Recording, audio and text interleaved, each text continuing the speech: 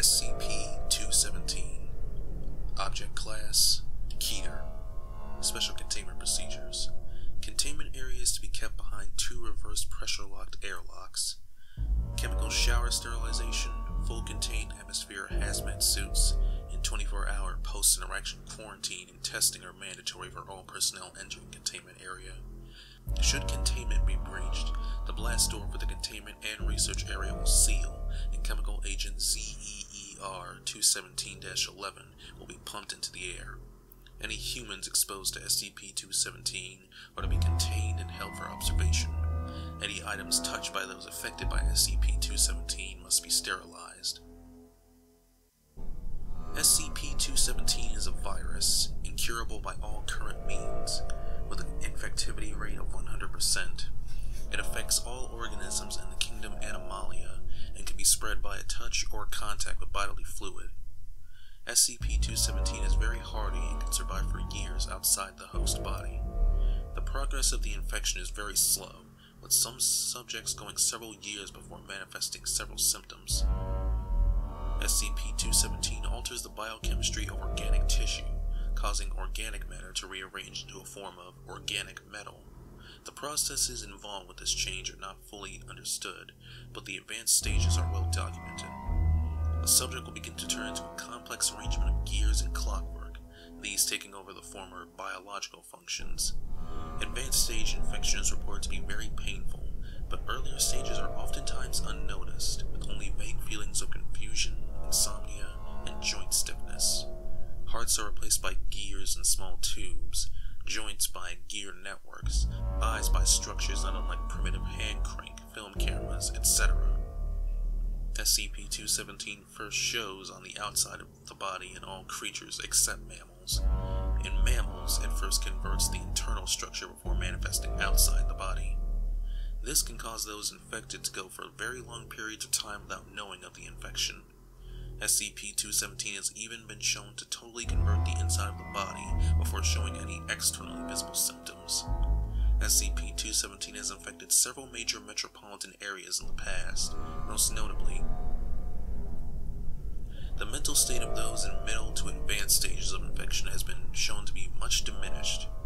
Subjects respond in a repetitive fashion, are very dull and mechanical in action, and are easily distracted and confused, and appear generally irritable when faced with new problems.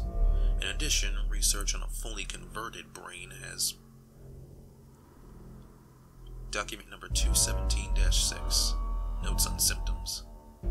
Subjects infected by SCP-217 have, at early stages, reported no major symptoms aside from increased lethargy, a general lack of emotional response, and some have reported a feeling of fluttering or moving under the skin, coupled with a persistent ticking noise.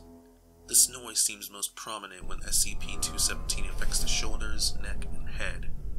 However, it is audible if recording equipment is pressed against the affected area. Initial infection of SCP-217 is, as has already been stated, almost undetectable. As the infection advances, subjects will begin to feel sharp, tearing pain in areas that are being converted. It has been compared to a knife wound or a deep muscle tear, and can persist for hours or several days, depending on both the subject and the area affected.